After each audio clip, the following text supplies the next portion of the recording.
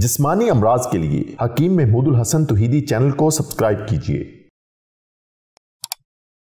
بسم اللہ الرحمن الرحیم، الحمدللہ وحدہ والصلاة والسلام علی من لا نبی بعدہ ولا رسول بعدہ ولا معصوم بعدہ، اما بعد۔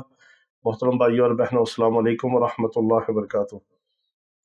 چنبل ہو، دردر ہو یا ایگزیما جس کو کہتے ہیں، چنبل تر ہو یا خشک ہو، جلد کا کوئی بھی مسئلہ ہو، بواسیری زہر کی وجہ سے ہو یا آتشک کی وجہ سے ہو یا سوزاکی زہر کی وجہ سے ہو، ایک چھوٹی سی ریمیڈی آپ استعمال کریں، سنگل ریمیڈی، انشاءاللہ آپ یاد کریں گے کہ اللہ نے آپ کو کس طرح شفا دی۔ یہ وہ بیماریاں ہیں، سورائسس، چنبل جو ہے، یہ خشک ہو یا تر ہو، بڑے بڑے جو سکن اسپیشلسٹ ہیں، ڈرماٹولوجسٹ ہیں، ان کے پاس اس کا علاج نہیں۔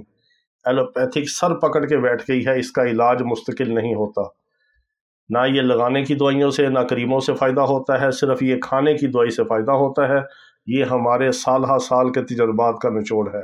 یہ چیز آپ کو دنیا کی کسی کتاب میں نہیں ملے گی، کسی چینل پہ آپ کو یہ ریمیڈی نہیں ملے گی، یہ ہمارے ذاتی تجربات ہیں، جسے ہم نے بگڑے ہوئے چنبل کے مریضوں کا علاج کیا اور گھر بیٹھے اللہ نے ان کو شفا دی۔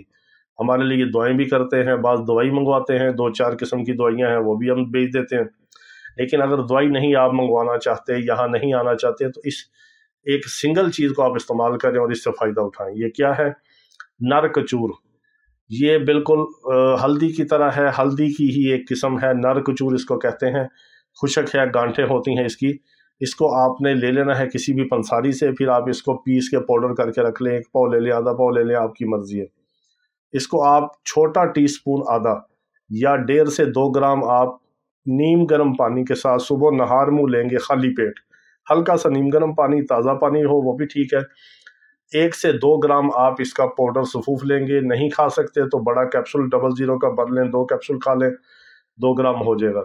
یہ آپ استعمال کریں گے 1 سے 3 ماہ، انشاءاللہ العزیز ہر قسم کی جلدی بیماری، چنبل ہو، ایگزیما، خشک ہو، تر ہو، ددر ہو، یا کوئی خطرناک سے خطرناک قسم، ایون کہ اگر سکن کینسر بھی ہو تو اس میں بھی اس بوٹی سے، اس جڑی سے فائدہ ہوتا ہے۔